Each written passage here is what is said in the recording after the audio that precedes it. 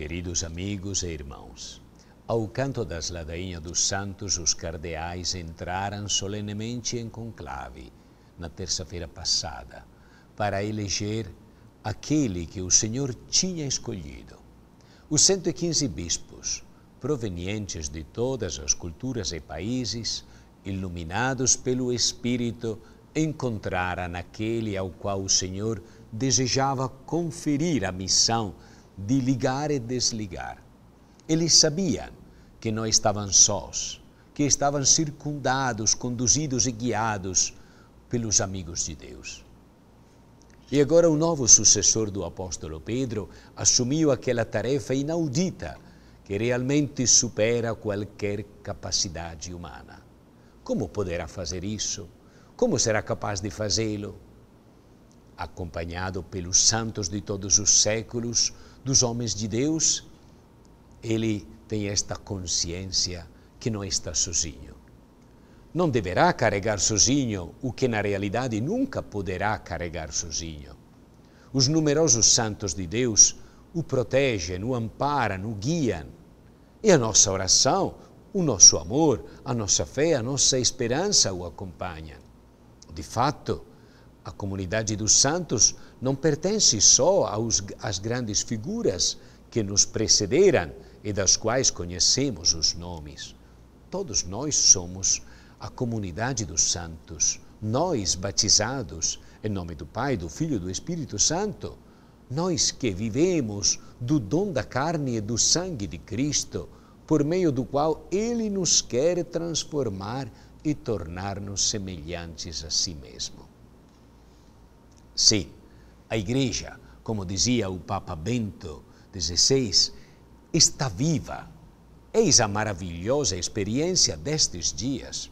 Precisamente nos dias que antecederam a eleição do novo Papa, isto manifestou-se de modo maravilhoso aos olhos de todos, que a Igreja é viva. E a Igreja é jovem. Ela leva em si o futuro do mundo e, por isso, mostra também a cada um de nós o caminho para o futuro. A Igreja é viva e nós vemos-lo. Experimentamos a alegria que o ressuscitado prometeu aos seus. A Igreja é viva.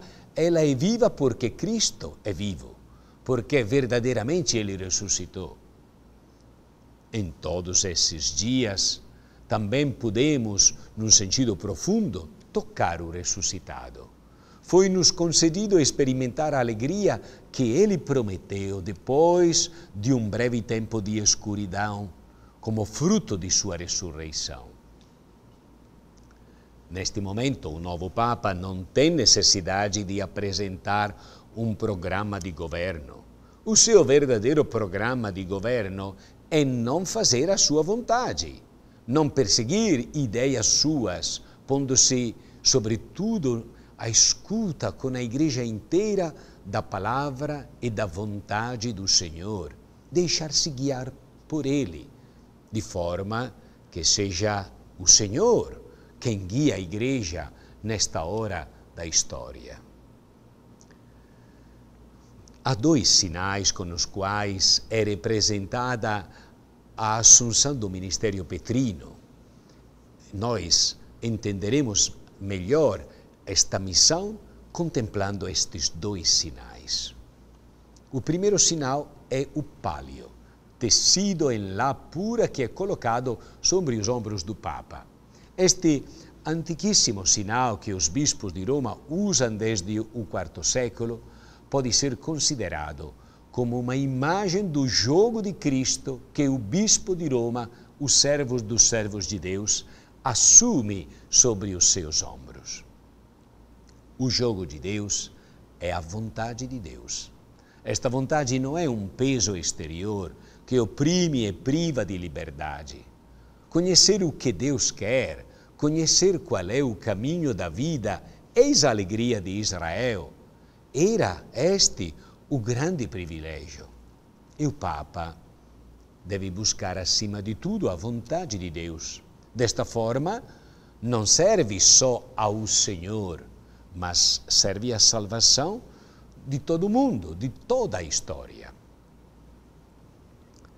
Na realidade, o simbolismo do palio é ainda mais concreto. A lã do cordeiro representa a ovelha perdida ou também a doente e frágil que o pastor coloca sobre os ombros e conduz às águas da vida. A parábola da ovelha perdida, que o pastor procura no deserto, era para os padres da igreja uma imagem do mistério de Cristo e da igreja. A humanidade é a ovelha perdida, que no deserto já não encontra o caminho. O Filho de Deus não tolera isto. Ele não pode abandonar a humanidade numa condição tão miserável. Por isso, levanta-se de ímpeto, abandona a glória do céu para reencontrar a ovelha e segui-la até a cruz. Carrega sobre os ombros, leva a nossa humanidade, leva-nos a nós mesmos. Ele é o bom pastor que oferece a sua vida pelas ovelhas. Assim, o palio se torna o símbolo da missão do pastor. A preocupação de Cristo deve animar o pastor. Para ele, não é indiferente que tantas pessoas vivam no deserto. Existem tantas formas de deserto. Há o deserto da pobreza, da fome, da sede, do abandono, da solidão, do amor destruído. Há o deserto da escuridão de Deus, do esvaziamento das almas que perderam a consciência da dignidade e do caminho do homem. Os desertos exteriores multiplicam-se no mundo, porque os desertos interiores tornam-se tão amplos. Por isso, os tesouros da terra já não estão a serviço da edificação do jardim de Deus, no qual todos podem viver, mas tornam-se escravos dos poderes da exploração e da destruição. A igreja no seu conjunto e os pastores nela, como Cristo, devem pôr-se a caminho para conduzir os homens fora do deserto, para lugares da vida, da amizade, como o Filho de Deus, para aquele que dá a vida em plenitude.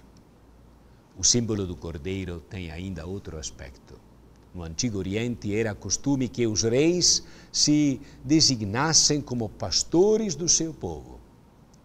Esta era uma imagem do seu poder, uma imagem cínica.